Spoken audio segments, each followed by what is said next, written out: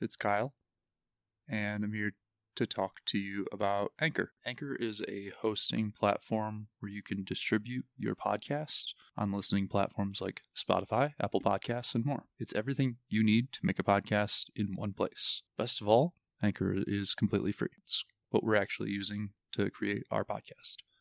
If you're thinking about making your own podcast, download the Anchor app or go to anchor.fm to get started today. Now, back to the show.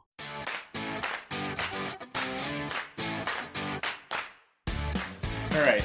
Are you sitting down? No, I'm standing. Oh, you might want to sit down. I can't. Just want to apologize, Kyle, and all my good friends out there. But as of about a week ago, just over a week ago, I am no longer throwing EMAC truths. They're gone. They're out of the bag. Completely? They've been replaced. For real. Yeah. It's like the biggest bag switch up since, I think, putters for me. Yeah. They're not there anymore. So right now, I'm working with a combination of rock threes and rocks for my like workhorse mid-range. And I don't have enough results to know if it's been working, but I've been enjoying it. I think Kyle just quit on me. Yeah. Oh. Thought he was just like, all right, it's over then. Yeah, I'm out. Thought we were EMAC Truth Gang for life, and now he's gone. I mean, you can always just keep them and right back to them or give them to me. Well, so the problem I've been finding is I can't find any runs of EMAC Truth I really like. Can't find any really flat guys. Yeah. And I've even put one like in my car, fake face down, try to like, make it flat with heat. But it eventually just pops back into normal placement. And yeah, what I've really been enjoying about the Rock 3 is I can throw it really hard backhand, which I can with the EMAC Truths, but I can even like sidearms with them, and they hold better than the EMAC Truth. I don't know if that's where I'm going to land is on the Rock 3 though. It's just something I found cheap and easy to replace as I figure my life out. Because it's probably been at least 5 years that we've been throwing EMAC Truths. My main question would be why? Oh, I couldn't find runs I liked, and then I lost my favorite one, and I've been on the edge of throwing, like, do I really want to throw EMAC Truths anymore ever since I lost my, like, go-to, just absolute favorite one. So I found one that replaced with it. It replaced it well. It was pretty flat. I got it from my buddy Bill, and then when I was up in the UP, I yeeted that thing 300 feet in the wrong direction across the river. And I'm just like, no. Now what am I going to do? And I pulled out all of my backups of EMAC Truths that I have, and I have like one or two that are pretty close, but it's just not the same. So I'm like, it just feels like it's better for me to cut them out of my life right now. And maybe I'll go through a phase and I'll come back to the EMAC Truth. I don't really know. I just know they're not working for me right now. See the perfect one and be like, oh. Mm-hmm. Oh, believe me, if I buy a new EMAC Truth and it's flat, I'm buying every one off of that shelf. Because it's like in my hand, it still is the best feeling mid-range. They're just not the best flying mid-range for me as we speak. Yeah, I got nothing on that. That's a shocking, like, it's a big discovery. But we'll see. Maybe I'll be better for my game. Yeah, I mean, I'll probably always keep my eyes out on, like, I don't really like to buy off of Facebook because it's like a very specific feel of flat. But like if I go to used bins, I'll hunt all day to find another flat one. But the discs I've tried so far in that spot have been reactors and fission and glow plastic, and those didn't quite work. I just don't like the overmold. It's like something with like a sensory thing in my hand. I don't like the feel of it. I want to because I feel like they're good, right? Mm-hmm. Yeah, I watch people throw them and they fly well. So, and a lot of like 90% of MVP's discs are all really flat. Like not a lot of them have dome. Which I don't mind some discs with dome, but normally I choose a flat one. I didn't pick up a buzz because I just know I probably should throw one just to be sure, but I don't have any of those laying around, so I don't know. I guess I didn't even try that many. I just found cheap rock 3s, and I was like, all right, I'm a rock guy for now. I've thrown rocks. They're fine. Yeah. Pretty straight in comparison to a truth. I got a Champion Rock 3 that is like dead straight with that little bit of fade right at the end, and then I got a DX Glow Rock that is a lot like a beat up truth where it flips and goes bright, and then I got a Star Rock 3 that is the beefiest that I have, and that's it's just like it's like one of those discs that'll just hold the line. So if you throw it on a big hyzer, it just kind of follows that hyzer and lots of glide. I can throw the Star one forehand. I think the Champion one isn't max weight. Really? 167? I don't know. I got it from my buddy Nate, who got it from my buddy Bill. And he got There's no weight on it, and I never weighed it. So yeah. But yeah, they're nice discs. I don't love the feel in my hand, but I can get over it. I'm over it. So yeah, if you have any mid-range that you don't think I've heard of or tried, message us on Instagram and let me know what I should try out. I did have the Comet in the bag for a while too. Oh, and I was bagging the Soul. I forgot about that. I was trying out the Soul to see if it was gonna fit in the bag. I was just messing up my mid-range slot, just seeing. How was the Soul? Did you love it?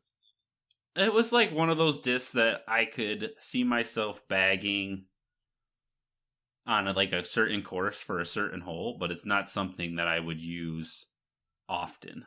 You know, it's like, or like a get out of jail free card. I could see myself using it as a get out of jail disc. But it's definitely not like a disc I would find myself reaching for often. I like it because I can just slam it on a hyzer. I know it's going to flip up. Mm-hmm. Yeah, no, it's given me the prettiest looking park jobs on hole 16 in Cass City, like where it just follows that path perfectly. It like flips up, turns all the way to the right, and then as it's starting to slow down and just doesn't really fade, but just kind of finishes right next to the basket. Which I've never, usually my game plan for 16 at Cass City is just throw it straight into the trees and hope I get lucky fighting through that bunch of trees. Yeah. So. Or just hit the first available. Yeah, well, naturally. No, I got a sidearm for 16 that works pretty good. You just can't throw like a Firebird or anything like super, like it would get a big skip. But the sidearm gap is pretty open. That's cool. Should we introduce ourselves? I'm Kyle. In case you guys forgot, this is the Oh No Disc Golf Podcast. That's Eric. I am Eric. That's true. We're friends. We talk about disc golf sometimes. Yep. That's so far I don't see any lies in his statements. Yeah, this is the Oh No Disc Golf Podcast. Did I say that? I said that. You already said that. Mm-hmm. And it's been a couple weeks. Thank you guys for joining us. Oh, that's a good thing to say. Yes. Thank you guys for joining us. Yeah, we took a couple like half planned weeks off. Family, I was on vacation, then Kyle was visiting with family. Well, family was visiting Kyle. Yep. So it just seemed like a good time we didn't have any time to Yeah, we didn't have much to talk about either. It would have been a lot of us getting on and just rambling through whatever we could come up with, really. Which we enjoy, Which is but not much different than a normal episode, I'd probably. What? Rambling on through just random. They're all great. Whatever. They're all great. There's a fine line in there that we land on. That little gray area that we just we operate in. Yeah, we live in. We were born in it. Head on over to frictiongloves.com and use our code OhNo20 for 20% off. Discbaron.com, OhNo10 for 10% off. Head up our Teespring store. Use code OhNo for free shipping. We make nothing. We pass the savings on to you. We love to see people in our gear, though. It's super sweet. We do. It's so sick. It's worth it. It's a joke. Just like us. Got him. Got us. I think that's it, right? Yeah. Yeah, check out our social media. Mainly just Instagram, but... I don't know disc golf.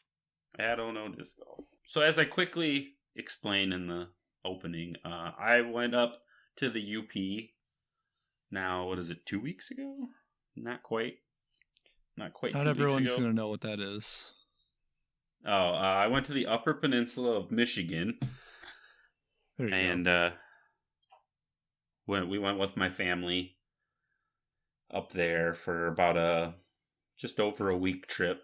And I got to play some pretty amazing courses. I got to play Superior Pines, which is kind of like probably one of my top 10 favorites. It's in the middle of nowhere. You literally have to drive almost a mile down like a one-track road to get there. Yeah, so you're literally in the middle of nowhere. I found it. I didn't find it. It's not like I was just stumbling through the woods and, oh my God, disc golf course. Yeah, you stumbled upon it. No, I found it on UDisc one time when I was up there with my uncle and my dad and went and checked it out. And now it's like one of my must-haves. Like, I have to play it when I'm up there. It's a well-designed course. It's got a few shots of everything. Long par fours, short, like difficult par threes, easy ace runs, a little bit of water, but nothing crazy. It is the place where I hucked my EMAC Truth 300 feet in the wrong direction, but it's not the course's fault. Did you just tee off in the wrong direction? No, I don't know.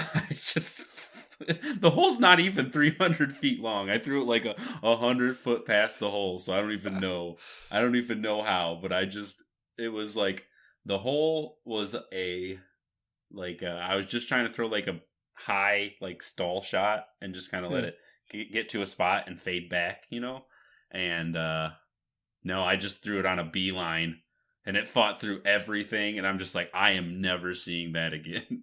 And I walked 250 feet down to the edge, and I was like, oh, well, here's a river, and I'm not going to cross the river not knowing exactly where the disc is and hunt around another, giant area for it. If I could seen it, oh yeah, I would have taken my boots off and crossed the river, no problem. But that's worst case scenario right there. Yeah. So I was just like, yeah, whatever. But yeah, they're putting money into the course too at Superior Pines. They just painted all new tee signs. I love how simple it is. The hardest part is it's very sandy ground, so they don't have cement tee pads. So where people tee off is often dug into holes, and that can cause issues.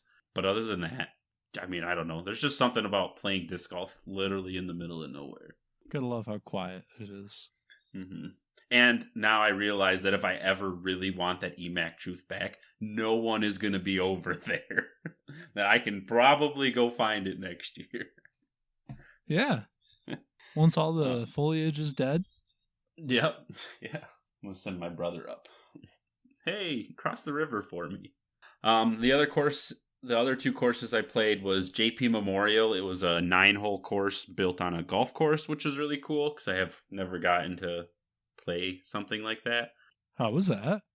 For what he has, it's really well put together. He did his best to make it be able to play it along golfers. The one time I showed up, there was nobody there, so I was like, oh, this will be no problem. The second time, there's quite a few golfers on, but he does really good about kind of like once they tee off, your hole is completely open, and then you can quickly like scoot in front of them to get to the next without causing like any sort of backups for either of you. That's cool. And he did like a good job of making it kind of as picturesque as you had. That was the hole that there was, or on hole 9 there was a crowd of cows watching me, so that was pretty funny. Pretty tough crowd. Yeah. Then there was and it's only $9 not to play if you want to take like a electric cart around. So $9 to drive a golf cart around and play disc golf is a win for me. It's pretty sick.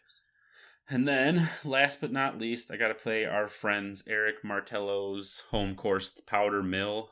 He talked about it a little bit on the podcast when he was on here, and it did not disappoint. 2 tee pads, 2 baskets per hole. Really difficult, but still fair to play course. It is tough to play there, play well there, but nothing's where you're just how is this even a fucking hole? And there's they do a good it's streaks. It's 2 or 3 hard holes in a row, and then it's a couple easier ones to kind of give you a break. Just don't quit. Yeah, and then throw you back into it. The only thing I think was, I don't even call it a downfall, it's just kind of an annoyance to me, is there's a big walk in between hole 9 and hole 10, and then another big walk from hole 12 back to hole 13. Because there's just a section of the park that got cut off kind of by itself, and so they put the baskets over there. And that's gotcha. The only annoying part. But with UDisc, it's not that big of a deal, to find it. But if you didn't have UDisc, you would be stumbling around like an idiot. That makes sense. Recommend all of those places. Yeah, the course is phenomenal. It starts off on a raised pad, so that was cool. You just I don't know, feels cool about this big built up pad around it. I'm jelly. I don't know, you got some pretty picturesque courses out there in Colorado. That is true. Well, now that me and Kyle settled our beef, let me tell Kyle about the Brody and Macbeth beef. And you guys too. It's nothing too big. No, it's pretty. I think it's silly. The internet is one of those things where the internet got a hold of it, so then they had to blow it up to be bigger than anything else. Back in January or February-ish, I don't know when Brody moved in. So Brody moved to Virginia, and shortly after Brody moved to Virginia to build up Foundation, Macbeth decided he didn't want any part of Foundation. And so it made Brody mad or hurt that once Brody got there, Macbeth left, because that's the whole reason Brody moved up from Dallas to Virginia. And Brody goes on to say that there's 2 ways I can take this. I can just be upset with him that it's a business, it was a business partner hurting me, or it's a friend that's hurting me. And he's taking it as both, he's hurt because it's his friend, and he's hurt because it's a business partner. And I feel like he's got to pick one or the other. Well, he was a friend and a business partner, so why would he have to pick one or the other? He's hurt by both.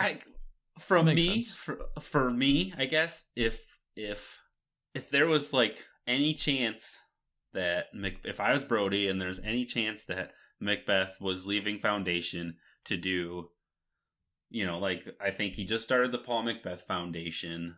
I know that was his choice or whatever. If my friend is leaving for anything that's going to be better for himself in the long run, right, I would be happy for him as a friend. I'd be like, oh shit, well, now what I'm going to do with this, with this business venture. But it's not like Foundation's going to close down just because Paul's not there. Right. With anything, it allows Brody more of a spotlight, because Brody still has a crazy amount of fans. And I don't know. It's just silly. It's silly. It is silly. That is some silly stuff. But, yeah. Oh, and then Brody went on to tell this it was just a story about how a mutual friend did something to his family, But he's like, he won't release anybody's name, which I'm fine with. But he doesn't give like any details. He's like, mutual friend did something to my family. Paul lied to me about it. Found out Paul was in on it with a mutual friend, and that was it. I'm like, I need more than that. It's like you're making it worse. You shouldn't have brought that up at all. Yeah, you should not have brought that up at all. So it's whatever. I'm not that worried about it. Yeah, it just seems like Brody's kind of a not prima donna. He doesn't know how to handle when things aren't going perfectly. Yeah. I just think he was such a big star from YouTube and all that he like knows. I don't know. He like knows what he can offer to people to like help out or whatever. Yeah. And so I think it's almost like an offense to him when like when Paul Macbeth doesn't want to work with him anymore. It's like which I don't know. I guess if he just moved up from Dallas, but I don't know. It's just weird. I don't care. I cared, and then I found out what it was, and I was like, oh, I don't know why I cared in the first place. Never mind. Probably. And then Nikko got his official 9-month suspension, and he has to spend 15 months on a probation period once he comes back from his suspension. That was a little while ago, but we were gone. We missed a lot of disc golf stuff. How do you feel about that, Kyle? You good with it? I'm good with it. Yeah, especially 9 months since is not bad. Like 4 of it will be done in the off season. I mean, he can now transition into a different sport. He can transition into anything he wants. UFC? UFC. They'll make a specialty. What's like the lowest weight? Welterweight? Yeah, but they gotta go less. I guess he could probably bulk up pretty quick. He looks like he could. Featherweight? He could pack on some mass. Yeah, real quick. He can accumulate mass really quick. Oh yeah, I'm sure he could figure it out. He's the master of all masses. Remember, because he said he was the master of all angles. No, I don't. When did he say that? During an interview, he's just an asshole. That's fair. Because somebody was like, well, what do you do? How do you throw your flex lines when it's windy out? He's like, I'm the master of all angles. Okay, don't shoot. That's hilarious. Now I gotta go find that. Sorry, everyone. Stuff. Yeah, but considering that, too, it also, with what he got charged for, I think it was like a Class A charge. Offense? Why is my fucking... Offense. Yeah, offense. There you go. Class A offense. It says it could carry up to a 24-month suspension. I feel like getting a total of 24 months altogether with the suspension and probation is really not that bad. Pretty lenient. Just kind of a slap on the wrist there. Which, I mean, it's his first time he's ever had an offense, so I get not overdoing it. I also feel like they could have just put him on a probation period, and then if he messed up, then get ready to throw the book at him. But I don't know. You know, they probably should have had him fight for his freedom. Right, just put him in the ring with the guy. WWE style. So fake and going and against act it out. Yeah, but real, but fake. Right. The outcome is decided already, but it's just for our entertainment. Right, but some of the action is pretty real. Mm-hmm. Makes sense. I dig it. Get Nikko on the horn. Get him. I'll have my people call your people. You know he's free. Right. He's got to have some time. He's got nothing going on. Probably just tripping hard. Just all of the drugs. Mm-hmm. No, just the good ones. I don't feel like Nico's a person who does bad drugs. I could see him being a cokehead. Yeah, I don't feel like it. No, that'd be amphetamines. I don't know. Nope. I see. This is all alleged, by the way. I see him more of a weed and mushrooms guy. Crack. If it doesn't grow, maybe opium because it grows. Crack grows technically. I guess crystallizes.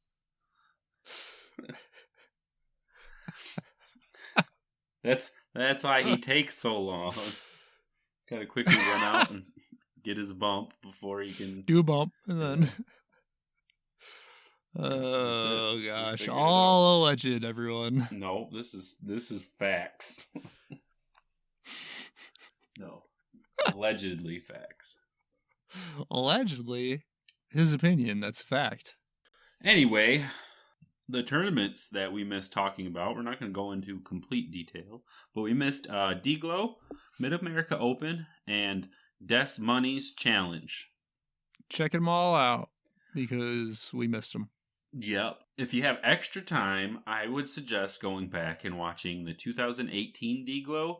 I'm sure there's other courses that are like this, but man, was this wild to watch. Jomez or whatever pointed it out to me when I was listening to them. They were just talking about how AJ Risley was his first time commentating on that, so I had to go back and watch that just to listen to him. And how do you do? He did good. He was really, round one, he was really like funny and just kind of like cracking jokes and you could tell he didn't really have a plan. He was just kind of like feeling it out with Big Germ. And then round two is when Paul McBeth shot his 18 under. So I guess Germ pulled him to the side. He's like, dude, we have to do this right because people are going to be watching this for, years to come. They're going to come back and That's watch funny. this. But there was so many crazy differences in 2018 DGLO. They put in some of the really bad rough, they put drop zones. If you threw it too bad in the rough, you could elect to go to a drop zone and take a stroke. Interesting. Yeah, and I was like, oh, that's not a bad idea to have it as a choice. And then I also wanted to point out this year on hole 5 at DGLO how much nicer the planted grass down the fairway looks than the red wood chips.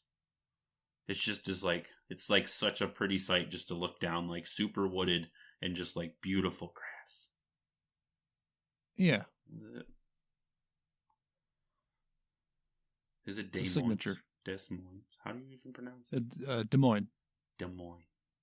And then at the Des Moines Challenge, Simon Lizzotte took home his 3rd Elite Series win in a 4-hole playoff against U of M's own Robert Burridge. I don't know if I pronounced that right, but I don't care.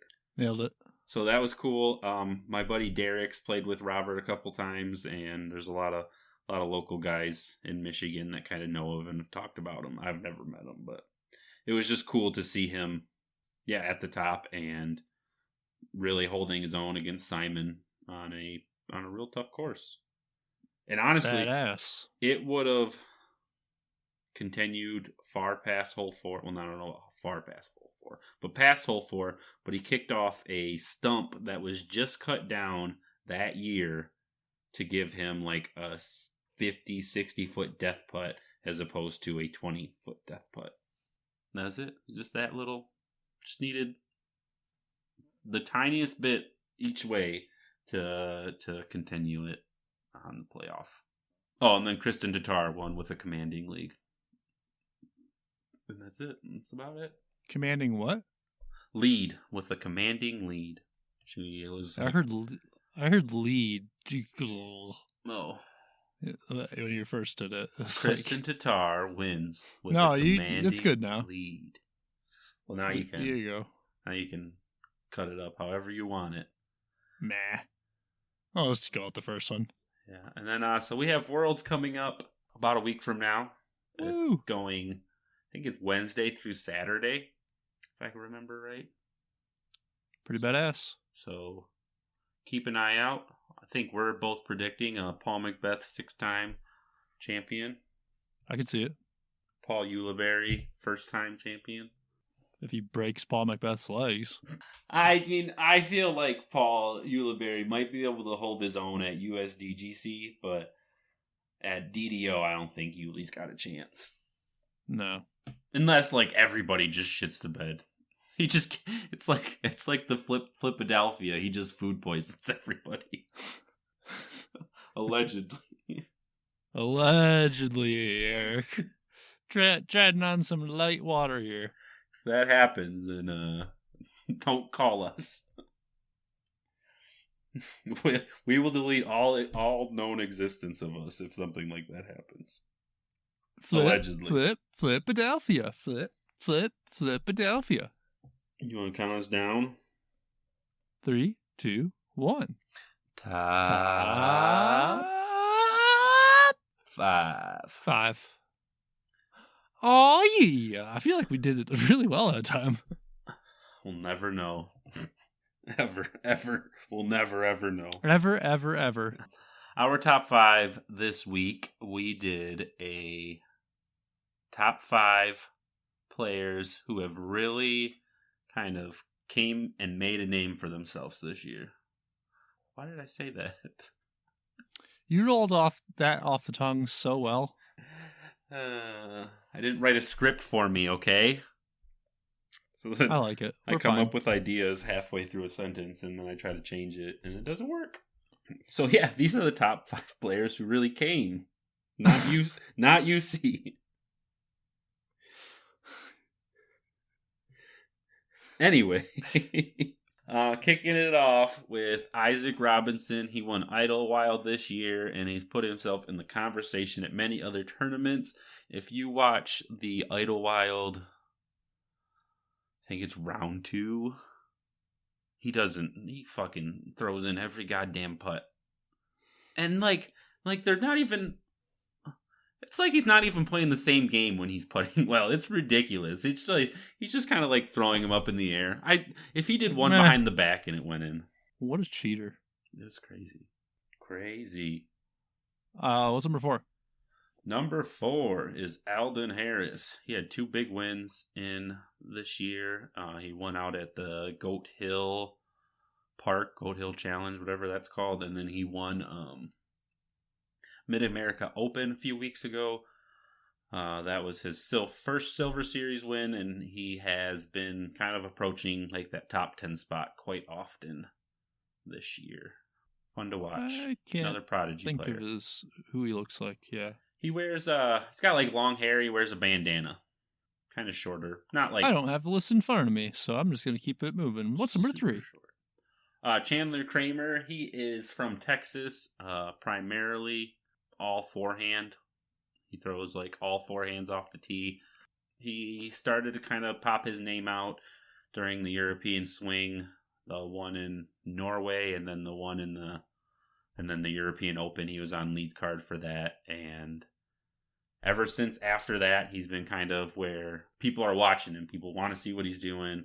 He just injured his finger, so I don't know how much stuff we'll see from him the rest of the year, but definitely keep an eye on him. The number 2 is Kevin Kiefer III. He's had, for the past about 3 or 4 weeks, has had, I think, 2 lead card showings and multiple chase card. Just another kind of young guy who I think he probably used to tour or like do like any of the pro tour stops like by his, if they were like near him. But he's really starting to tour more this year, and I think it's paying off. Starting to show. Yeah, for sure. And honorable mention, I have Gannon Burr. He has been playing amazing this year, but I feel like he kind of made a name for himself last year, where people were kind of already looking for him to make waves this year. So that's why he's not on the list. But he is insane, so talented, insanely young, and yeah, talented. I got to watch him play against Conrad. Nope, I don't know words, but they were Conrad and Burr at like once they were done, emptied their bags off the top of the hill.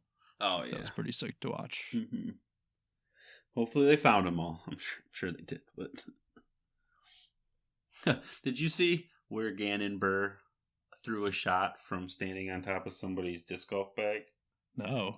Yeah, so like a spectator brought his disc golf bag, and when he went to go move out of the way, he left his bag, and the bag like literally caught it. So he marked his lie and stepped on the bag and threw from it. That's funny. Mm-hmm. I don't remember what tournament that was at. And then, last but not least, we have Valerie Manduahano. She got there was a big sponsor change last year, moving from Innova to Dynamic, and she has probably been the best off-season change for any company. She's had 3 big wins this year, 2 Elite Series wins, and an A-Tier Silver Series wins. She's won Waco, she's won Portland Open, and she won Beaver State Fling.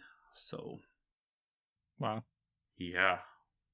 I don't think anyone could have predicted it. I don't think anyone expected it. Everyone was looking at Kona because she got the big deal, and then Val just kind of snuck in there and just wrecked. And some of those wins were huge leads. And big tournaments. Yeah, big tournaments.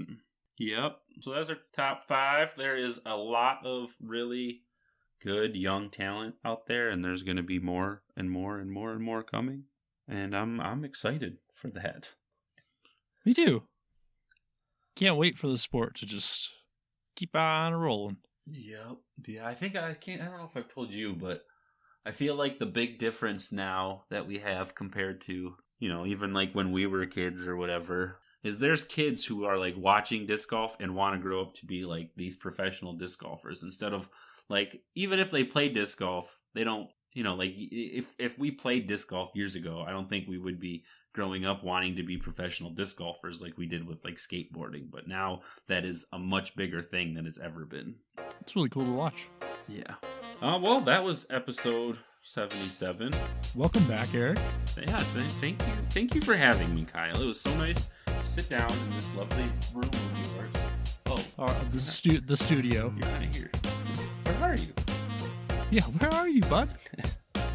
No, it was, I've very much enjoyed being back. I am now looking forward to next week, and I'm going to try to come up with a bunch of just dumb things to ask Kyle about Worlds and just to see his response. I can't wait. Yeah. So tune in next week. That was fun. Thank you for listening. And wherever you are. We'll see you guys next week. However you're listening. Thank you. Oh, wait, go ahead, Eric. And we'll see you guys next week.